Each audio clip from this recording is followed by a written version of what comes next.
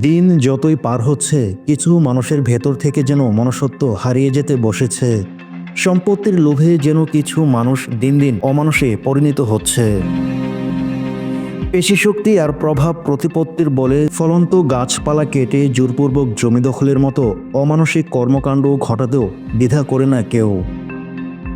এমনই একটি ঘটনা ঘটে 1 জুন রবিবার সকালে ঝিনাইদহের মহেশপুর উপজেলার ৬ নং নেপা ইউনিয়ন বাঘাডাঙ্গা গ্রামে। সুবহান নামের এক কৃষকের ১৭ শতক জমির ফলন্ত কলা গাছ ও কাঠ জাতীয় গাছপালা কেটে জোরপূর্বক অবৈধভাবে জমি দখলের অভিযোগ ওঠে একই গ্রামের রমজান আলীর ছেলে আমির সহ আরও বেশ কয়েকজনের বিরুদ্ধে। এদিকে বাঘাডাঙ্গা গ্রামের ক্ষতিগ্রস্ত জমির মালিক আব্দুস সোবহান সরেজমিন বার্তাকে জানান, উপজেলা নেপা ইউপির ৮ নং বাঘাডাঙ্গা মৌজার ১০৫৮ নং খতিয়ানের ১ একর ২৫ শতক জমির মধ্যে সুবহানের বাবা ও তার চাচার অংশ মোতাবেক মৃত চাচা শকুর আলী কমান্ডারের পালিত পুত্র চাচতো ভাই সাইদুল হকের নামে ৫৩-৫০ নং দাগের ২৪ শতক জমি খাস কবলায় দলিল করে দেওয়া জমিটি একই গ্রামের রমজান আলীর ছেলে আব্দুল আলিম দলিল মূলে ক্রয় করে।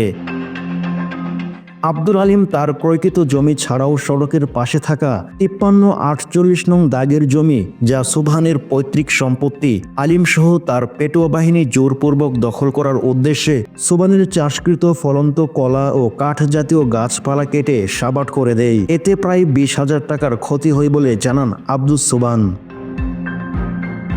বর্তমানে বিষয়টি নিয়ে দুই পক্ষের মধ্যে চরম উত্তেজনা বিরাজ করে, যে কোনো মুহূর্তে ঘটতে পারে রক্তক্ষয়ী সংঘাত। এ বিষয়ে তদন্ত সাপেক্ষে সুস্থ সমাধান চান আব্দুস সোবহান। তিনি বাদী হয়ে আলিম সহ আরও বেশ কয়েকজনের নামে মহেশপুর থানায় একটি লিখিত অভিযোগ দায়ের করেন বলে জানা যায়।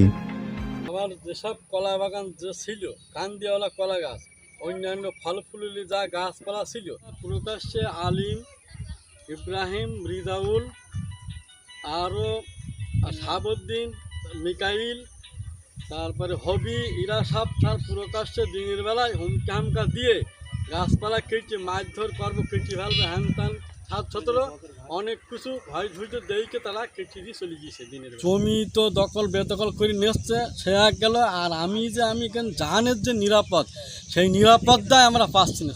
আমি এর সুষ্ঠু বিচার চাই। এখানে একটা সম্পদ আছে, সম্পদ যা কেটে দিয়েছে, আমরা তো দেখিনি, এসে দেখছি কাটা। এখন যেই কেটেছে সে অন্যায় করে কেটেছে, অন্যায়ের বিচার হওয়ার দরকার আছে।